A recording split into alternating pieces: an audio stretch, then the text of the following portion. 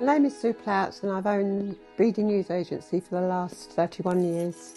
We always wanted to work together, and Fred had been in catering and that was a bit of a non-starter for me. So as we decided to go into retail, the opportunity came up to run a news agent, so we thought we'd give it a go and never look back.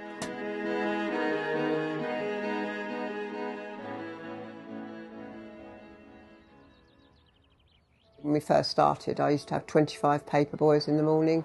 You used to have to get the papers in, get them all on their merry way. If one or two were sick, you had to get your running shoes on and go out and do them yourself.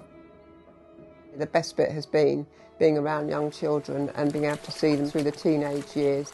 You get the bright young things at 13, then the moodiness where they grunt when they come in the morning. Hopefully they come out the other side and they're happy and buy you a drink in the pub. One of them, actually, that he's 25 now, put to me, "I want to thank you for giving me the chance to give me the confidence and the ability to save and get my first car and driving lessons."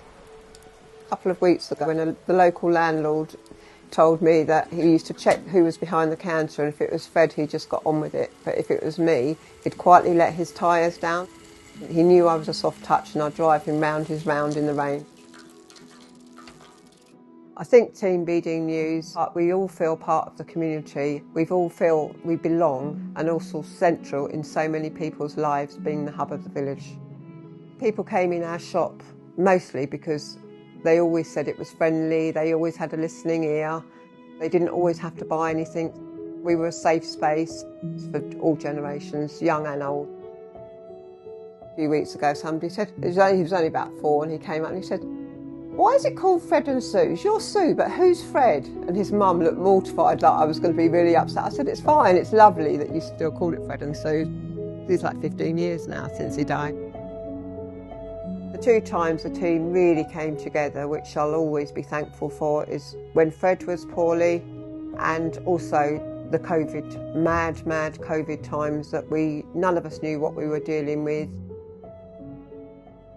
Boris has become famous in his own right. He started off as a fun thing when Boris Johnson got stuck on the zip wire back in 2012, and I happened to have a gorilla at home called Boris. He immediately became famous in the windows and everybody wanted me to carry on, so I continued dressing him up for every season. He always raises a smile. The children always rush to the window to see what he's dressed in next. Boris's swan song would be to do a raffle for him for St Barnabas, and so far he's raised £300. I've always been a real staunch supporter of St Barnabas because they looked after Fred so wonderfully well.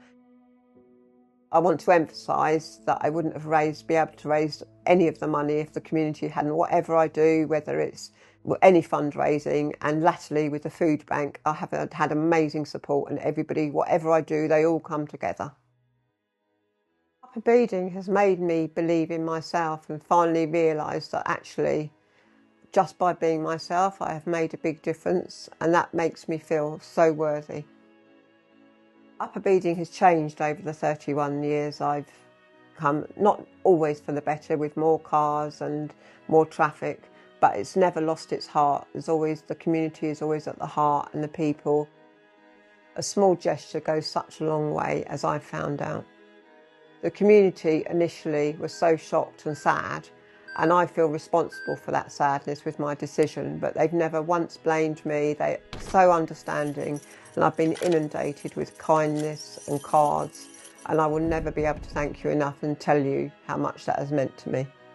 Saying goodbye is harder than I ever imagined. I've put it off this long because I knew how tough it would be. But I have been met with nothing but kindness and sensitivity, and for that I will be forever grateful. Dear Upper Beeding, thank you for 31 years of home. Thank you for being the kind of place where a little shop mattered.